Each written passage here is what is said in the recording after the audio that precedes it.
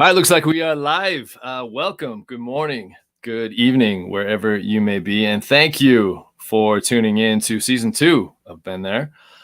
We've got a great one right out of the gate for you today. Miss Sundae Schneider-Bean. I can't wait to chat. Sundae is a solution-oriented coach and intercultural strategist for individuals and organizations. She helps you adapt as quickly and painlessly, I like this, Sundae, as possible. Expedite success, create meaningful connections abroad and at home, and cherish the experience. American by birth, Swiss by marriage, and expat in South Africa by choice. We have a little bit of a time difference here, Sundae. It's bright and early here in Utah. It's 7:06 in the morning. What time is it for you? Welcome, first of all. Welcome, Sundae. How are you? Thank you. I'm honored to be here. It's 4:06 p.m. in South Africa. Oh, okay. And it's summer in the Southern Hemisphere. Yeah, it's freezing outside here. There's snow on the ground. Yeah, there's frost on the ground. I took my dog out. She ran right out this morning, came right back in. She didn't want any part of it. So that tells you how cold it is here. But yeah, welcome. I want to, first off, thank you for doing this. This is the second season of BenThere. A couple things. We are doing this live, obviously, on Facebook and YouTube. This is also, you are the premier person for the podcast. We're going to take the audio to this and place it on the podcast. So those of you that are watching, if you go to Spotify or Apple or wherever you listen to your podcasts, this should be available there probably every Wednesday. That's kind of my plan. Do this live, kind of fine tune it, and then place it on the podcast. But it's not about me today. It's about the coolest name of anybody I've ever interviewed ever, right? Sundae Schneider-Bean. There's so much is cool about that. We'll get to that later. But Sundae, listen, first question right out of the gate. If you could just, it's not really a question, just kind of a summary, but if you could summarize your upbringing, where your family's originally from, where all you've lived growing up, college, your own family, and more importantly, how you ended up overseas. The time is yours. It's all you. Thanks for joining me. Go ahead. Thank you. I'm so happy to be here, and I'm honored to be one of the premier people on your podcast. You are, yeah. Wonderful. This story. So I was born and raised in Williston, North Dakota. It is literally near the geographical center of North America, which means it's basically in the middle of nowhere. My father was a farmer, or is a farmer. My mom is a housewife. So I grew up with exactly zero idea about global life. Born and raised in Williston. I moved outside of North Dakota after starting university, 8 hours away from my hometown. Just put in perspective, my English teacher, when I walked into school on the first day of my senior year for English, he looked at me and he said, "You're a bean." And I said, "How do you know?" And he goes, "I had your sister, I had your brother, I had your mother, and I had your father." That's small town. Yeah, that's small town. Yeah. So I grew up with community of people who've known each other for generations. And then I went to university at the University of North Dakota. I switched after a year and a half to go to University of Minnesota, Minneapolis. Okay. I was so you're a gopher. I am a gopher. Okay. Such a long time ago. I barely remember that. Also dates me. But I went there because I wanted, there's a few things why I went there, but also because I was starving for diversity and wanted to just see more, do more, and be part of conversations that were more controversial than which, skidoo you drive or whatever it was. I just needed to know smart. So I went to U of M. I ended up studying abroad in Spain. I graduated from Toledo for my study abroad. I actually chose Spain instead of Central America because I wanted to travel around Europe. After graduation, and I went to Northern Africa, and I was on the coast of Tangier, and I just had this thing inside me where I knew I had to go and do something. I knew I was either going to be called to Africa or to Asia, but I knew I had to do something. Fast forward, I ended up taking a break from my consulting job, went backpacking through Southeast Asia. And where in Southeast Asia? I'm just curious because that's Thailand, home to me. So okay. So Thailand, Vietnam, and Laos. 1999 was when I was traveling. About killed my parents because it's like the Vietnam War was still happening. They just could not believe. I went there on my own. And in the last 2 weeks of my trip, I met a Swiss guy in Vietnam. Fast forward after I got back, he calls me from, I think, Indonesia. And he says, hey, I'd like to visit you. And I said, come on over. He was on a plane in 5 days. Long story short, we got married in Switzerland in 2000. So this was like, I was gonna say, be careful. Yeah, be careful. That's supposed to be a guy thing. We're the ones that aren't supposed to remember what. Well, we got married twice because we got our legal marriage in Switzerland and then our wedding. Gotcha. Okay. So I was ill-equipped to have a global life, ill-equipped to have a binational marriage. I say Spanish for God's sakes, and then I end up in Bern where they speak Swiss dialect. How's that working out for you? Yeah, right. I was like, thanks for nothing. And my degree was in communication, so it was useless. It was just so useless, right? And I had to rebuild everything, and it was really hard. But because of that, I got interested in culture. I got interested in how do you cross cultures? How do you it was the gift of our relationship, I think, was I blamed everything on culture. Of course. So you got like an easy pass on everything because I'm like, it's cultural. And I ended up studying intercultural communication. I got a master's degree in Arizona State University. Okay. I ended up becoming a fellow with a Summer Institute of Intercultural Communication. How do you help people live and lead through intercultural transitions, international transitions, because I just was not equipped and I was so curious. And that's kind of how it started professionally. I ended up getting headhunted, ironically, out of the US back to Switzerland to be the head of, as like a senior project manager for a very international company, where I realized that knowing is not the same as doing because it was such a humbling experience. I was working with like Fortune 100 companies, Malaysian conglomerates, really big things happening in China. And our entire team messed up left, right, and center culturally more than once, right? Like things that were actually obvious on paper. When you're overwhelmed with the financial pressure and time pressure, you lose sight of that. So that was a really good wake up call for me. Like, yeah, you got your fancy pants master's degree in intercultural communication, but if you don't live it, it's nothing. So did that, ended up working in Bern, where my husband is from.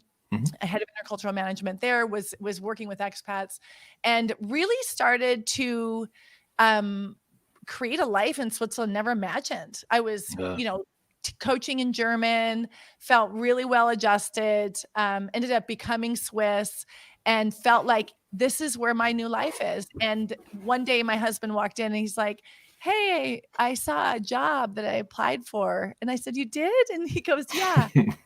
It's with the Foreign Service. I think it'd be really good for us to live and work abroad. I said, I do live and work abroad. Right? I'd given up everything, right? I had recreated myself professionally. I worked so hard. And we ended up, long story short, moving to Burkina Faso in West Africa in 2013. After some really exciting years there, we lived on 2 continents for a semester while he was finishing Burkina. And then we met in South Africa again, 2016, and have lived in South Africa ever since. So I think that gives a bit of a story. That's not bad. That kind of puts my little expat life to shame. But wow, I'm impressed. So. Well, let's jump into it then. Like the concept of home, that's always the biggest question for folks like yourself and myself. And, I know you didn't grow up overseas. You and I conflict that way because I grew up, spent most of my childhood, adolescence overseas. You did the opposite. I mean, I did live in Shanghai for a couple of years and whatnot, but either way, the concept of home, you're American by birth and, you're from North Dakota. Yeah. And, but where is home to you then? What do you consider home? Yeah, it's always the fun question right out of the gate. So it's interesting.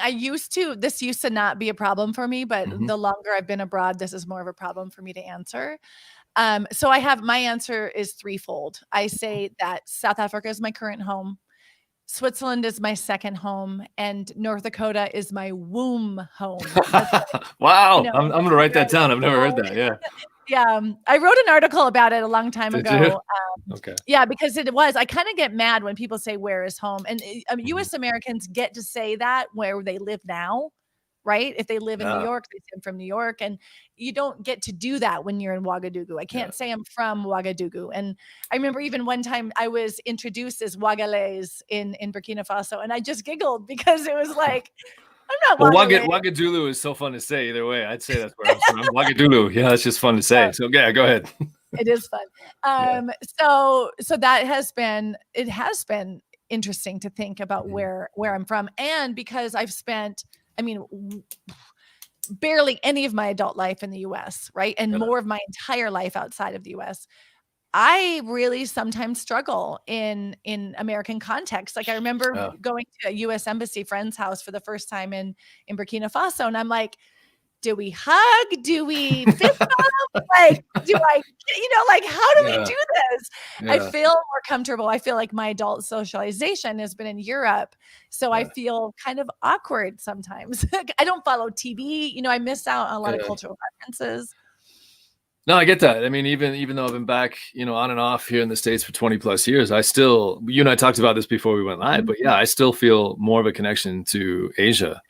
And I spent so much time there and obviously as an adolescent, but as an adult too. I was in Shanghai for a couple of years, but my parents lived in Singapore even after I was back in the States for college. So I totally understand that. I mean, I look the part, I blend in, right? But it's such a weird thing because I guess I probably understand the culture more than you do here. But it doesn't mean I'm comfortable with it. Right. It's one of those things. I can be standing in line at 7-Eleven after, getting gas and a couple of things, and someone will turn to me and say something, and I'm just like, I got nothing. Yeah, I don't know. I don't know. I got nothing, man. Yeah, like I don't quite understand what you're saying, even though he's speaking in American English. Everything's normal. Everything's great. But yeah, but then put me in Taipei, put me in China, same thing, in a 7-Eleven, not speaking the language fluently. And I feel completely comfortable. There's something so beautiful about that and so messed up about that, right? And so that's exactly, I feel you. I get that totally. What about, because you've got kids, right? I do. I do. What's their concept of home then? And what about your husband too? That whole I just want to hit this home thing all from all sides here. So yeah. So my husband is Swiss. He's the only one in our family who has only one passport. Okay. We have. My youngest was 1 when we moved to Burkina Faso. He says, this is so great. So he says he's from Burkina Faso. He knows he was born in Bern, but he says he's from Burkina Faso. My other son was born in Bern and then moved to Burkina when he was 5. So they've lived in Africa for the last 7 years. So they've basically been the majority of their lives on the continent of Africa, right?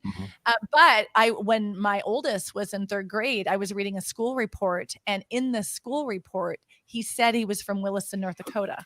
Oh, wow. Really? And he's only visited my grandparents, my parents there. And so I think their identity, right? Their identity, because I'm nerdy, and I talk about third culture kids and I teach them about that and all that. But I think that we've really talked about identity in our house and what is a third culture kid, and they're cross-cultural kids, right? They're bilingual, they're binational. And I try to help them see how they're all of that. Right. They're American and they're Swiss, and they're very, sort of embedded in the South African context, and so I just let them pick. Yeah, that's good. How old are they? Just out of curiosity. 12 and 8. Okay. So the 8-year-old's about the age I was when I moved overseas. I was 7, just turned 7 when we moved overseas. So I can relate to that. And then I was 17 when I came back to the States. Obviously we come back in the summers. But what about your husband then? He just feels Swiss, or how's that? You know what? I think I can't speak for him, but I think obviously we've been married for 20 years. So there's a comfort with American culture. He blends in. Like when we go to the US, we went to a wedding and they're like, "Are you from Iowa?"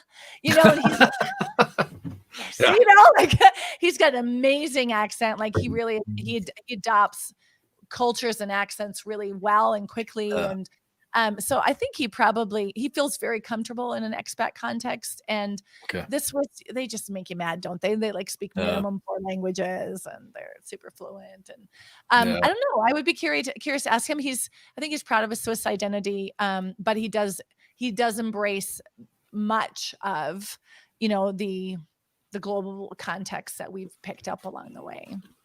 I love it. No, that's a perfect answer. And that one I totally can relate to as well. Both from every aspect of that, from your kids to you to your husband.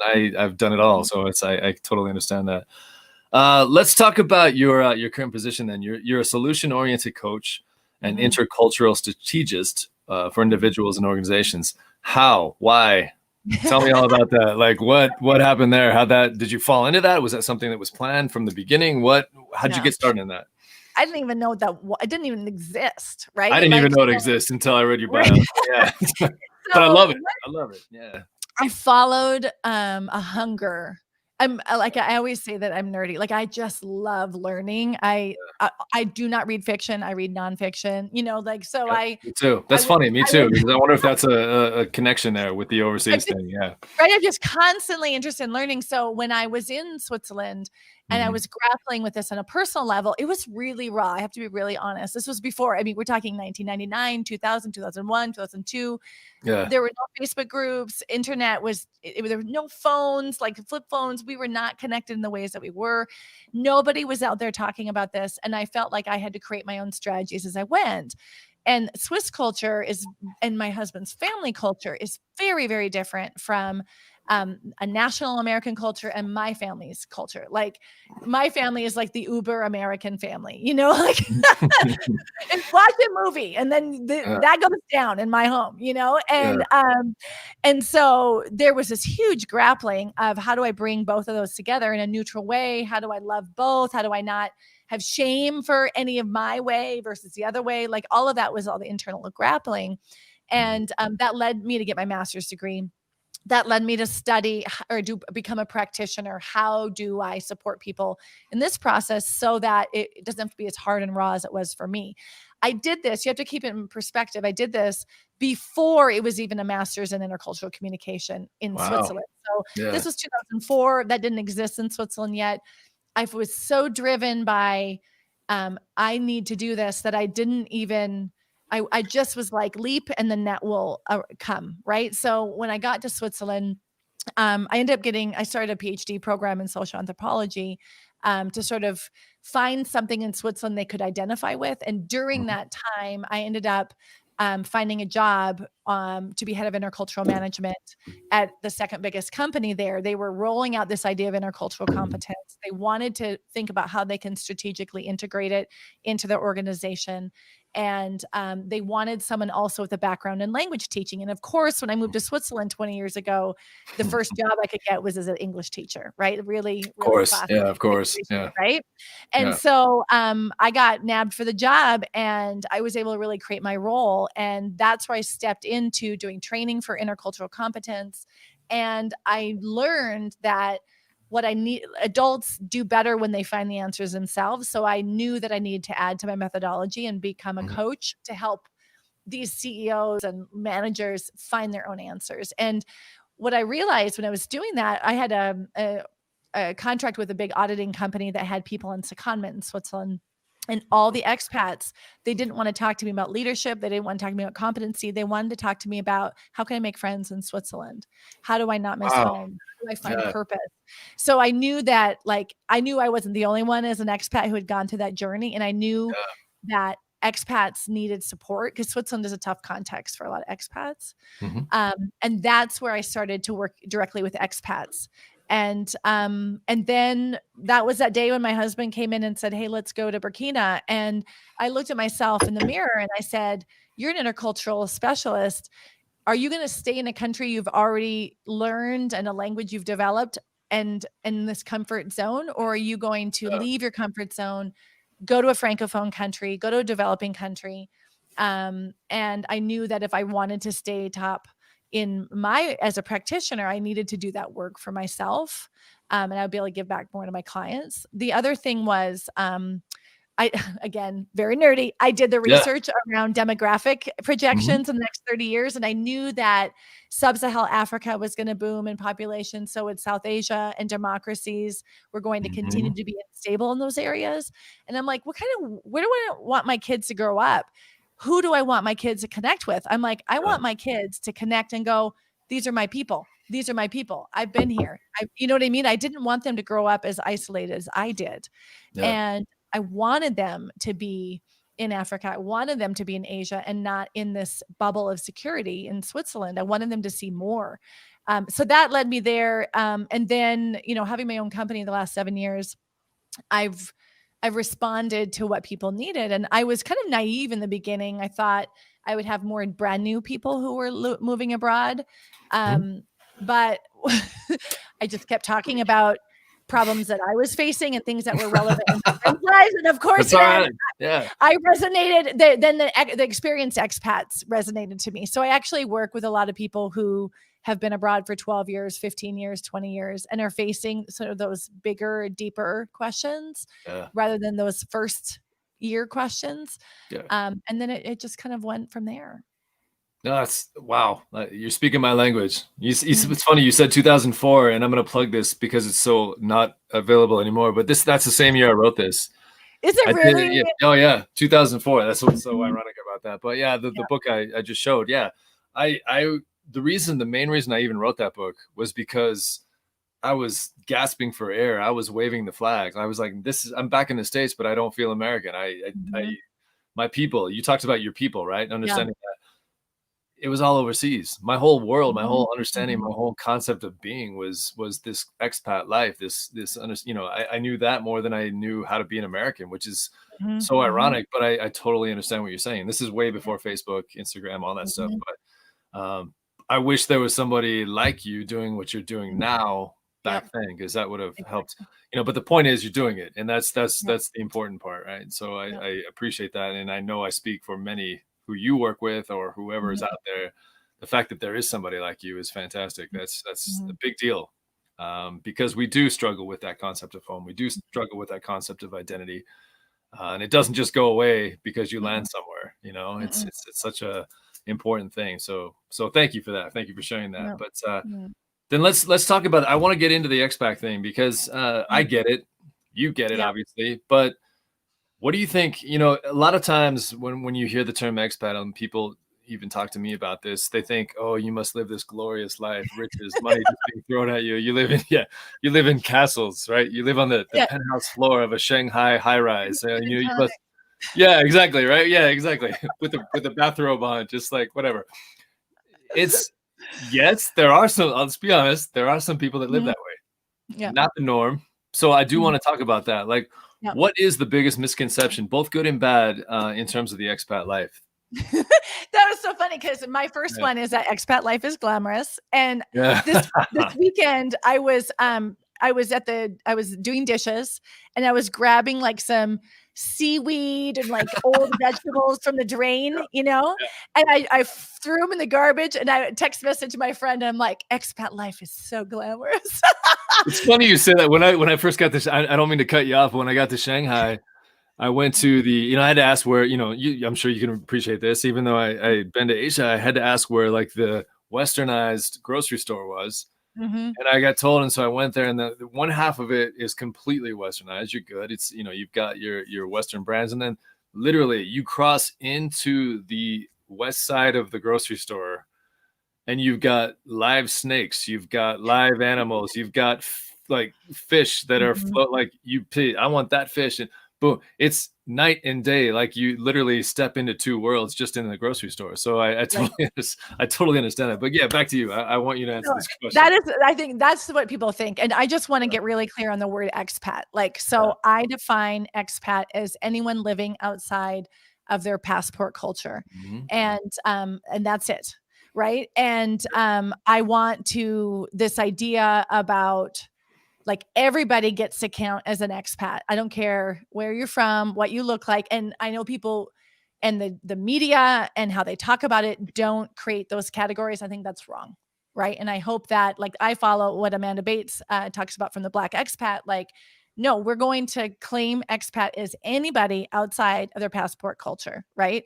And so that's what I mean by expat life is so varied. right? Like living in Burkina Faso, my friends were missionaries. They were with engineering. They were with oil. They were with mining. They were international school teachers. They were with foreign service. They were with corporate. They were married to Burkina Faso, right? So there's no one expat experience. So I think that's really important to say. And expats experience the huge gamut of access to resources or limited resources, passport privilege or no passport privilege, right? Those are the things I think that we need to sort of break down this idea that there's one expat life. That's when I think it goes along with that idea about expat life is easy. I live a pretty comfortable expat life because we're in a foreign service situation, right? So I totally admit that. What's not easy is not seeing your family. What's not easy is missing funerals, is missing weddings, is not being able to be by your friend when she gets divorced and she's moving out of the house, right? Like, well, especially right now too, because you don't have the option, period. Exactly. Right, with COVID going on. Yeah, I get that. Not easy is recreating yourself. Like what I call myself, I was originally a love pat, which means I moved to Switzerland because of, this guy. Then I became a migrant, which means I was there permanently. Then I became Swiss, right? And then I became a rotational expat. So, and this is all speaking from a very privileged identity. I haven't experienced, other expat experiences that people have had, but I've experienced the hard parts from the connection and from recreating myself. Like I gave up everything that I had in the US and had to recreate myself in Switzerland. Once I did that, I had to give all that up and then recreate that through my own company. So those are the hard parts, but they're also the really rich parts. Honestly, when I think about the hardest parts of my life are probably also the richest parts of my life. It's like having kids, So those are some things I think. Another thing I'm really passionate about is that moving abroad will ruin your kids. Please do tell. I'm curious about this part because you're speaking my language. Yeah, go ahead. Yeah, so Jerry Jones and I are actually going to do a workshop on this in March 2021 for FIGT. But this idea that, and you have to understand, I'm coming from a monocultural background. Yeah. I could easily worry. There were times where I'm like, will my kids learn English? Will they understand my culture? Will they get my parents? That sort of thing when we were only living in Switzerland. So I get those fears, but I've also watched kids go through adversity and come out stronger. I've watched kids' mindsets like explode with their experiences. I remember being on the corner of the train station in Bern, and we were at a red light, and I'm holding my 5-year-old son's hand, and I have my 1-year-old on my hip, and they're like, "Mama, what was going on with BenThere and the attempted coup d'etat?" And I was just like, as a 5-year-old, who does that? Like, you know what I mean? Like how that kid has concepts of stuff that I never had. And even this weekend, we were looking at promotional videos for potential posts that are coming up. And my son saw this really cool promotional video from South Asia. And he goes, "Yeah, but Mama, this is only the good stuff. There's also hard stuff like poverty and like traffic and this." And I'm like, boom, he has this discerning eye about life. So again, that's such a beautiful and complex situation. And I can relate because I wasn't 5, but I can totally relate. I mean, my younger years, I think back, and we were in Hong Kong when, Marcos was in the Philippines and that whole regime was ending and things like that. My dad was traveling there a lot. We'd been to the Philippines, so I could relate to that. And yet I couldn't relate to spring break here in the States. Right. So it's fascinating. Yeah, go ahead. So I didn't mean to cut you off. I just can relate. And so it's refreshing to hear that. So totally. And I just feel like, and there's no judgment. Like I'm not trying to judge people who raise their kids domestically, who get to live next to their grandparents and grow up how I grew up. I love the way I grew up. I wouldn't trade it for anything. I'm just saying, like, there's a lot of ways you can break your kids. And it has nothing to do with where you live. No, right? Totally. And I've always said that too. It's not a matter of right or wrong. It's not a matter of better or worse. That's not it at all. It's just, it's our story. That's how your kids, myself, that's how we grew up. My parents were never like, "You're better than anyone." Like, no. In fact, it was just the opposite. Yep. to be honest with you, it was like you're living in someone else's culture, you're living in someone else's world. You will respect their values, traditions, culture. Mhm. Yeah, so I totally relate to that. It's just you see the world differently, and it doesn't go Mhm. away. And I think it's a, like I said, it's a complex thing, but Yep. it's such a beautiful thing too. You learn traditions, you learn how others live, and you realize real quick at such a young age, yours isn't the only way. And Mhm. there's Mhm. nothing wrong with that. I Right. think there needs to be more of that. Ironically, I've always said, like, I wish everybody could live as an expat Mhm. or overseas in a different culture for at least a year, and they get a better perception of what this whole thing called life really is, right? So, Right. but yeah, Totally. so I know I can appreciate that. So I appreciate you Yeah. sharing that. So You've those are some mentioned. of the Oh, things, go yeah. ahead. Go ahead. No, I'm saying, Yeah. I mean, I have a long list, but so those are some of the first ones and the ones I'm most passionate about. I love it. I love it. I mean, we could talk for hours, I think, about this stuff.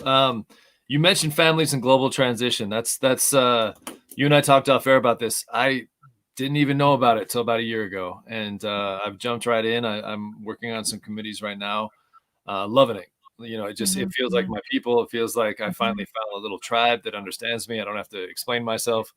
It's Mhm. such a great organization. Your involvement with this organization and the topic of, last Saturday, just 2 days ago, three. Mhm. I'm trying to think of your time. Maybe three Friday. days ago. Either Yep. way, yeah. You helped host a topic on. First off, I never even heard the term parachute Mhm. kids, and Mhm. yet, ironically, I taught many of them. I was when I came back from Shanghai, I was a teacher here at a private Catholic school.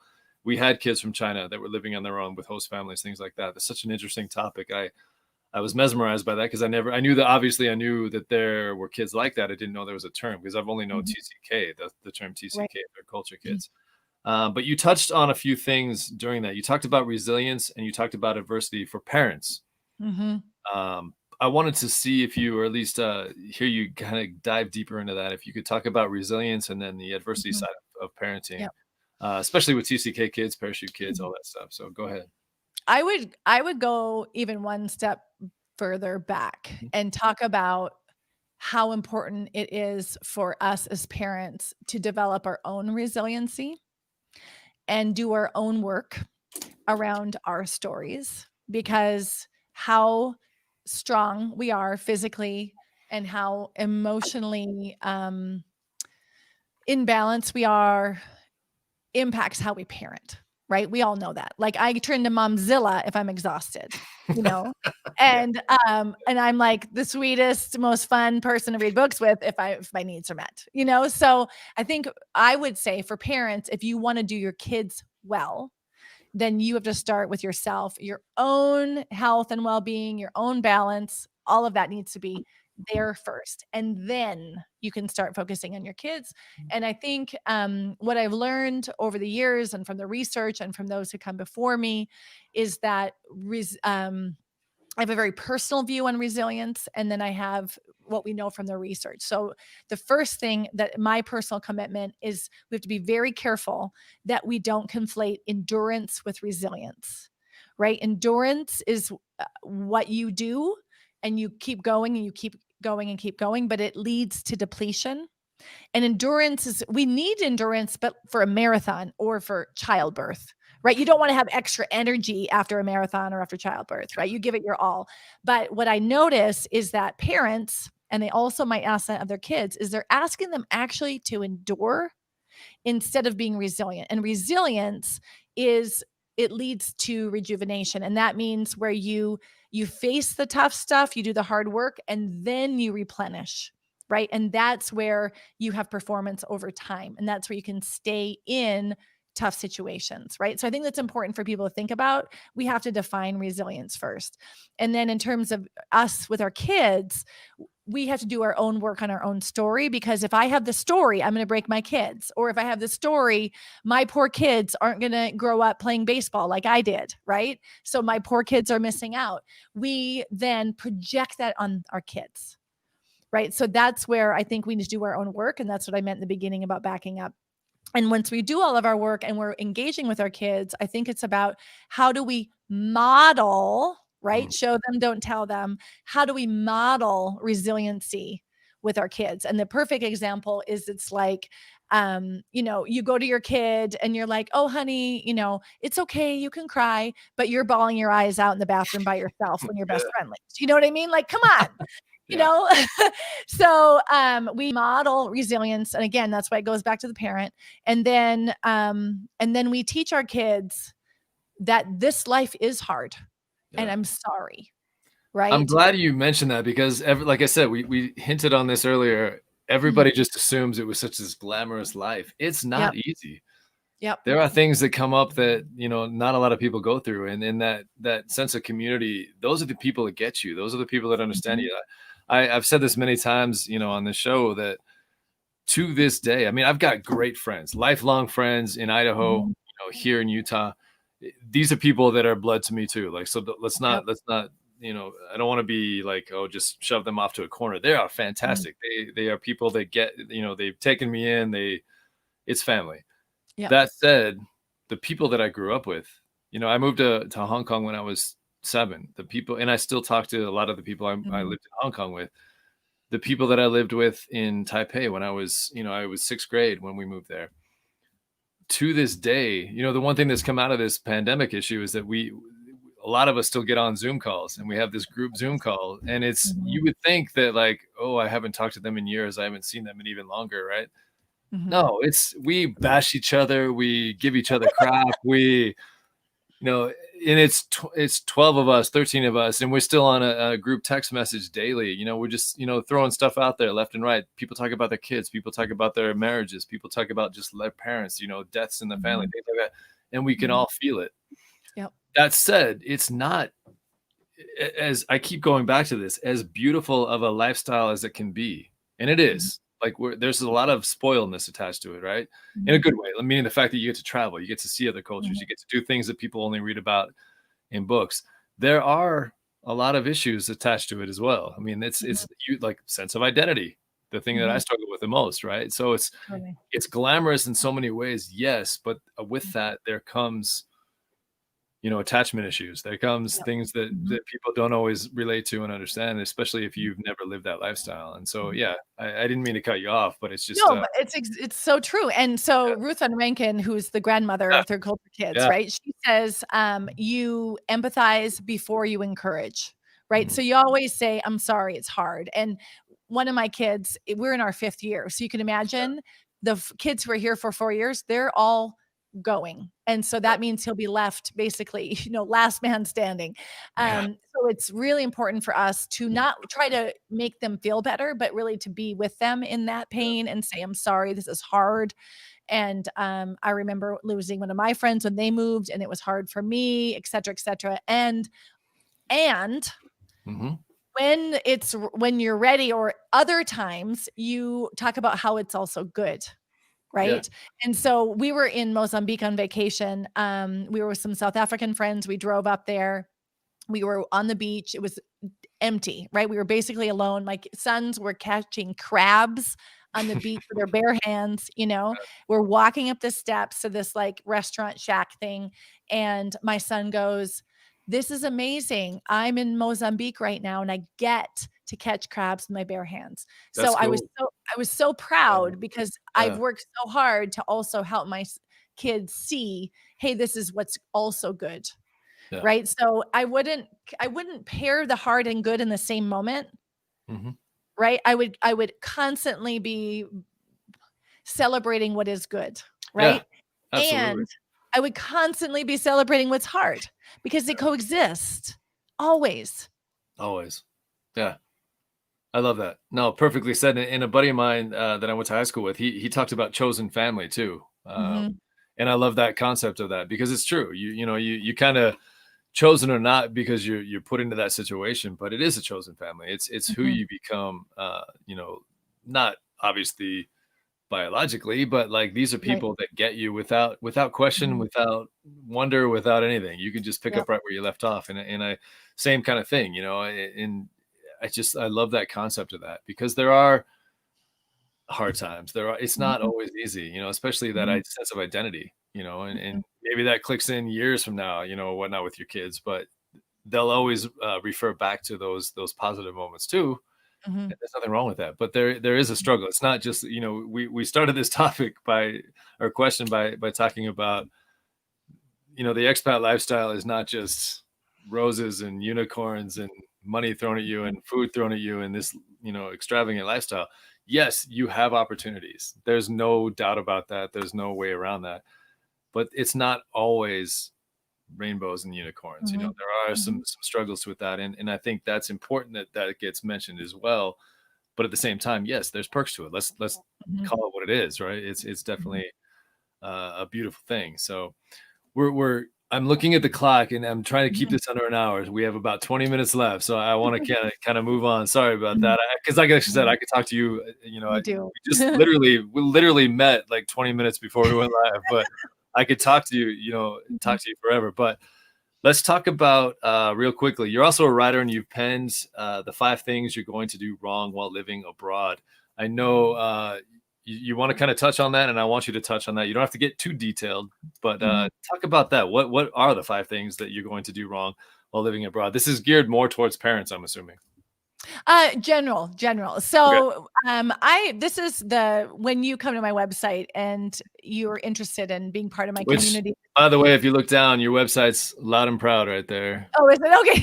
Yeah. This is a freebie that you can get, a Yeah. guide. And what I did is, being in South Africa, I took the lead from the Big Five. Mhm. And I looked at what can we learn from the Big Five and how is that match with some of the things that I see all of us make, all the mistakes that we make, right? So the first one, when we're looking at leopards, they're really stealth hunters, right? And one of the things that we often do wrong, I think, is that we forget to stalk our target. We're actually just getting to a country and getting the house installed is like the Yeah. objective, and then we forget why we're there, right? So that's one thing I see people.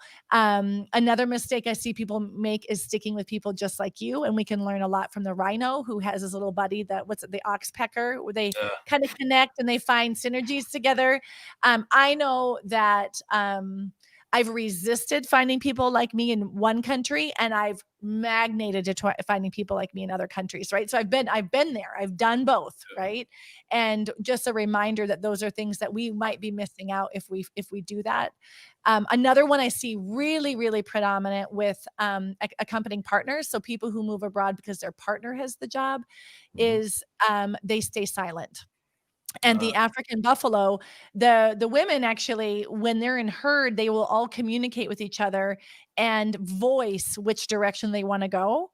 And to collectively, they'll make that decision. And oftentimes I see in partnerships, it's like the organization will tell us what to do, or the one with the lead assignment, the one who's bringing the money, says.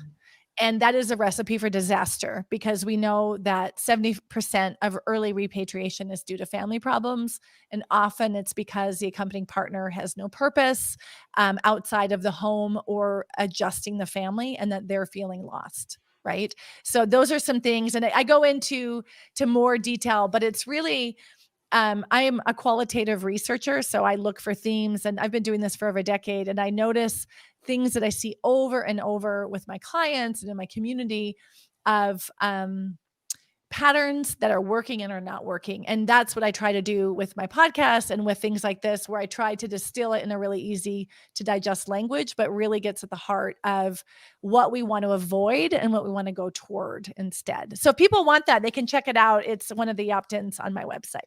Yeah, and again, if you look down right now, those of you that Mhm. are listening in on the podcast, my podcast, BenThere podcast, it's www.sundaebean.com, SUNDAEBEAN.com. So let's just be clear on that. Coolest Mhm. name again, coolest name. That's not me blasting you. It's awesome. But speaking of your podcast, you do your own podcast, Expat Mhm. Happy Hour. I've listened to a few episodes. Fantastic, by the way. Thank Talk you. about that. How did that come about? Well, I had been blogging regularly since I think it was 2013, and around 2016, I wanted to find a way to share more of what I was learning with my clients, with more people, right? I wanted to be able to reach more people, have a bigger impact. And I was looking at my writing. I don't think I'm a bad writer, but I was like, there. what I was hearing from my clients is that my personality comes up more, my energy comes up more when they're with me than just when they read.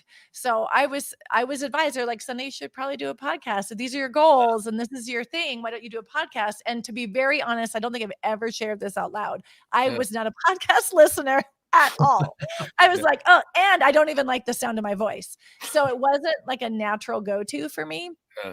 But I was like, okay, fine. If this is the way that I can make a bigger impact, I'm ready to do it. So I started it in 4 years ago. It'll be the 4th anniversary starting in January next year. I'll start season 5 in January. So it's been going for quite a long time.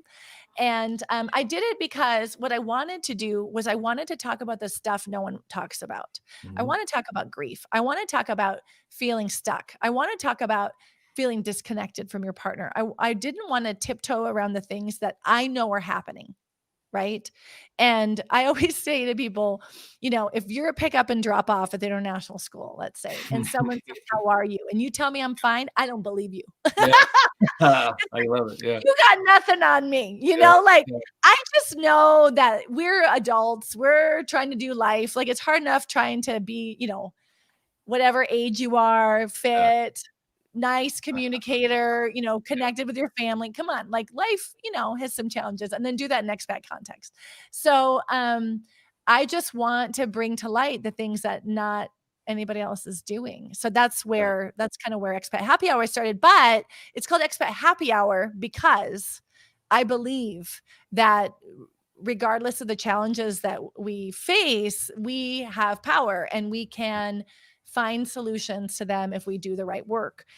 So I want to deliver those strategies in kind of a playful way and a very tangible, simple way that they can integrate into their own life. I love it. And the funny thing is, you may not realize this, but I've listened to a few episodes. Obviously, I'm going to be honest with you. I didn't even know about it until I started, looking and researching into you. But it's not just about expats. Yes, it's titled Expat Happy Hour, but everybody can relate to a lot of what you're saying. And so I challenge those of you that maybe even didn't grow up that are listening the expat way or lived the expat life, listen to this podcast because it's definitely, it can resonate and relate to so much of just daily life in general. And I love that about it. So keep it up. Yeah, keep doing it. I love it. So I do want to, before we kind of wind down, I do want to talk about something that, if you've listened to this podcast, not you personally, Sundae, but like just those of you that listen to this, I always talk about my biggest struggle wasn't necessarily growing up overseas. It was acclimating back to the States. And I've done it twice. I've done it as an adolescent-ish, college-age kid. Then I did it again a couple years back when I moved back from Shanghai. But acclimating when, returning to one's passport country, what's it? I don't know how much you actually come back to the States or your family comes back to the States or even Switzerland for your husband. What's it like for you coming back stateside? What's it like for your family? I mean, how does that all work? Because you are, and I mean this completely respectfully, you are such a complex unit, with you being American, your husband being Swiss, your kids basically feeling probably like, I'm assuming South Africa's home right now. Now. Yeah, right now. I did say that. Made sure that. But what's that acclimation process like when you do come back or when your husband goes back to Switzerland? Is it easy? Is it difficult? What are the struggles you face?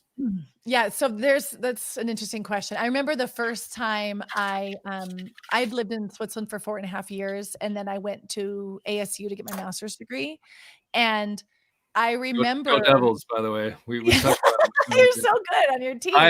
My buddies and I always go down to spring training for baseball. We always watch, and I've spent many a days on ASU's campus. So in good ways, sober ways, non-sober ways. Yeah, so it's all good. So when I went there, my first sort of beside reentry, when you like go back to visit, my first reentry is when I'd been back to the US, or I had been in Switzerland for like a year and a half and then went back for the first time. And when I got there, I was like, hey, people think I'm funny. Yeah. And I'm like, I talk and then they laugh. Yeah. And I thought, I am funny and nobody gets it. So when I went back to Switzerland, I was with my Swiss friends. And of course, we went through this whole transition where they first spoke to me in English, and then I learned German. So I only spoke to them in German, right? So we've done all that together. And I got back, a little like convinced I'm going to show them, the real me when I got back from that first trip. And I was at a party with a friend, and I made a joke to one of my friends, and he's like, Sundae. And his face totally fell. And I go, what? And he goes, that's not nice. And I said, no, I'm just teasing you. And he goes, why are you cheesing me? I was like, forget it. Like, whatever. Like, that first confronting of people are missing out on me, and in German, I have very good German. I can coach in German. I can do training in German. But there's so many times where I'm like, you don't understand. I am smarter and funnier than this, right? Even though I'm saying the words, right? Yeah. You're missing out. So that was hard, I think, when I got that taste again. But one really hard thing for me was when I was in the US and I was in a mall. So my kids like grew up with like wooden toys, and in Switzerland there's no malls, and it's just totally different context. And all the coffees were like bigger than my head, and the brownies were, I just couldn't. And there was like rides and blinking lights, and my friends were doing something with their eyebrows, and I just thought, I do not belong here, right? I do not belong here. So now when I go back, for me, home is like literally my birth home where I was born and raised. The land of North Dakota is home. Lake Sakakawea is home, right? That's where I feel comfortable. But the rest of the country kind of feels like a foreign country unless I'm in kind of a European city. Then I feel more comfortable. So repatriation has I've felt it, like I've hit that. And the interesting thing is, because Switzerland is my second home, when I go to Switzerland, I'm coming home, but I'm also, I'm still an expat in Switzerland. So this is weird home and not. No, I just keep saying because I can relate to that. Yeah, even though I've been back living here for a few years now. Yeah, totally. How often do you come back to the States? Well, pre-COVID times, I would come back once a year. Okay. Every summer. Yeah. And my kids have a huge connection to the US through their amazing summer, right? We go to aunties, to grandpas. Yep. So they feel home, right? And even my son will say, oh my God, that smells like grandma's house. Like he'll smell vanilla. Or so they have all these memories. And of course it's amazing. They go fishing, they eat gummy bears, they have unlimited TV at grandma's house. And I try to tell them, this is not real life in the US. Like if you lived in the US, you would have to go to school, you would have limits. But I think my kids really embrace it because it's their connection to that part of our family. Yeah. And I get that. When I was growing up, you were talking about how your kids view the States. As a kid, I would always think of like drinking milk, eating chocolate chip muffins while watching MTV, waking up at 10 o'clock, right? MTV, I just dated myself, right? When they actually played music, right? So yeah. There you go. But we'd wake up at like 10 o'clock to the sound of like lawn, people mowing their lawn outside my grandparents' house. Watch, MTV for a while. Then I flip on a Cub game and watch the Cubs play, and then go swimming. And my grandparents had a pool. That was life. And you're right. It's totally, because it's not normal. That's not reality. It's just summertime, whatever. Totally can relate to that. Listen, we're just about done. But I always, first off, thank you for sharing all of this. It's fantastic information, and so much of it I can relate to, and I love it because again, you're speaking my language, so I can relate to this big time. But I always finish these off by 3 questions. These are fun. The hard stuff's out of the way. We got all the deep stuff out of the way, right? So let's talk about this. These last 3 questions. The first one is, what is something most people don't know about Sundae? What's something we don't know about it? Okay. Well, I rode motorcycle when I was 9.5. Wow. Didn't see that one coming. I didn't see that one coming. Yeah. Not so much these days, right? I'm assuming like it was more. Oh, no. But yeah, I grew up on a motorcycle. Yeah. I love that. That's the North Dakota in you, right? Yeah. So I love that. Yeah. All right. So if you could have a chat, if you could sit down on a bench somewhere, I always, this started off, maybe you'll appreciate this. It started off me asking if you could sit down and have a beer with anyone. Then I just figured, let's just keep it a chat. You know, if you want it to be a beer, if you want it to be, just keep it a chat, whatever. If you could have an hour with someone, whether they're, with us still or not with us still, or, a famous person, not a famous person, whatever. If you could sit down and have an hour-long chat with who, pick their brain, who would it be? The first person that comes up to my mind might surprise people, but Rachel Cargill, she's the founder behind The Great Unlearned. She's really present on Instagram right now. Okay. And she's had a real leadership position for Black Lives Matter. Okay. I really respect her leadership and the way she is adding constant value to the community and keeping the conversation going, keeping people accountable. And I have a hunch she's going to be one of those women that we remember in history. So I'd love to talk to her now because I wonder who she'll be when she's 70, That's awesome. Yeah. She's one that comes to mind. No, I love it. I love it. And then the final question, you are someone who has spent significant amount of time on an airplane, as I am. I actually feel more comfortable on an airplane. I usually fall asleep before we even take off, and I'm the one that wakes up, kind of starstruck and whatnot, when we're in the air. But I'm assuming you're someone who loves to travel, just the life that you live. And is there some place that you still like to travel to? Yeah. Well, because once we're COVID free. Because I haven't seen my mom and dad. The first place I would go is to see my mom and dad. But besides that, Bhutan is on my bucket list. Okay. Mm-hmm. Yeah. Very cool. I love it. I love it. Well, listen, Sundae, I love just saying your name. I just keep thinking of I look at it and I'm like, it really is her name. So I got to make sure we do it right. But Sundae, thank you so much for doing this. And for all that you do, not only for myself, but the global expat community. I appreciate what you're doing. So keep it up. Those of you that are watching, thank you. Don't forget to subscribe, especially if you're watching this through YouTube.